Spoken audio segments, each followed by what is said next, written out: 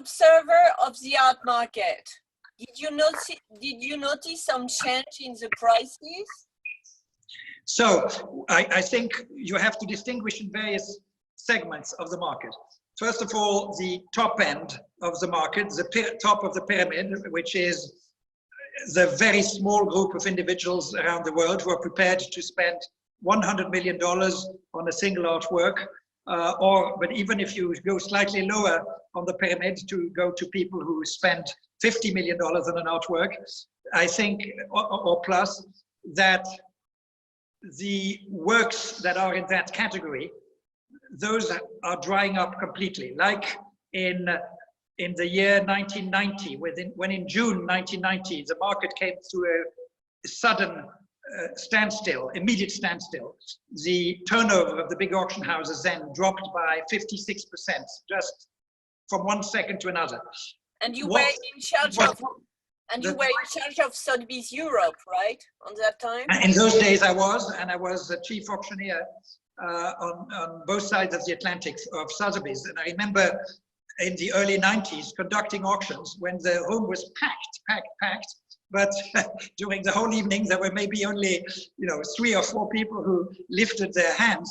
And but what happened then was not so much a drop in prices, but a drop at the top end of the market of works becoming available. In the 90s, it took 5, 6, 7 years until the market really fully recovered and until the trust came back in the market for people to put that caliber of works onto the marketplace. Now, there were people who were brilliant in the early 90s and laid the groundstone to some phenomenal collections because they took advantage of that time to buy art at discounted levels.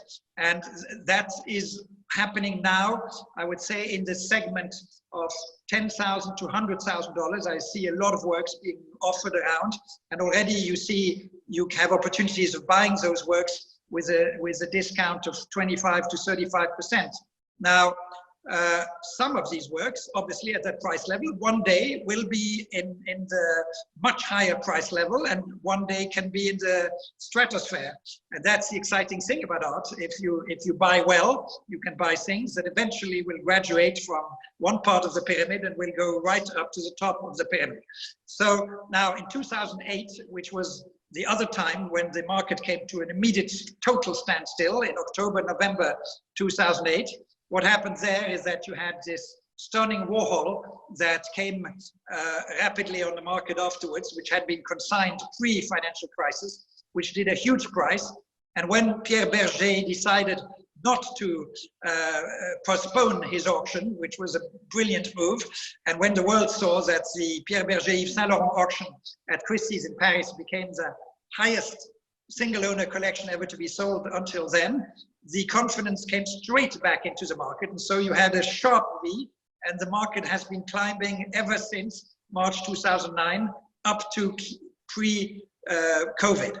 But now... Let's go back to the different kind of market. So the different kind of markets, then you have the middle market, which I would say is anything between, let's say, 1 million and going up to 10, 20 million, something like that. I think that some of the works in those areas may become available, and we will see what will happen there.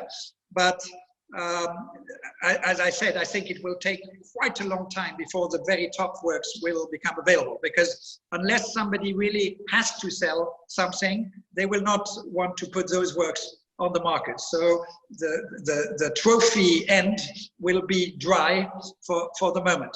And maybe in what is not complete trophy will probably be more offered privately as opposed to being offered publicly, because people want to be very cautious with coming out publicly with works of a certain caliber. For this kind of work? So I think that private treaty sales will greatly benefit. And let's not forget that the auction houses are also doing private treaty sales, and they're also very well placed to do them, because they know, of course, for each work who are the potential buyers, and they have this information of where to go to when they offer something privately. And but then do you think there will be a big discount in these kind of prices? There, I would not see so much of a big discount, but what I would predict is that there's going to be already a switch in taste. These readjustments usually also bring about an evolution in taste, and that sometimes artists that were red hot prior at the height of a boom are no longer red hot post-boom, and some other artists that were more quiet then seem to benefit from the new climate. So I anticipate that there will be shifts in taste, and that's going to be fascinating. I do not want to publicly say which artists I think will benefit and which artists will suffer, but of course I have very much my ideas about this. And then the other great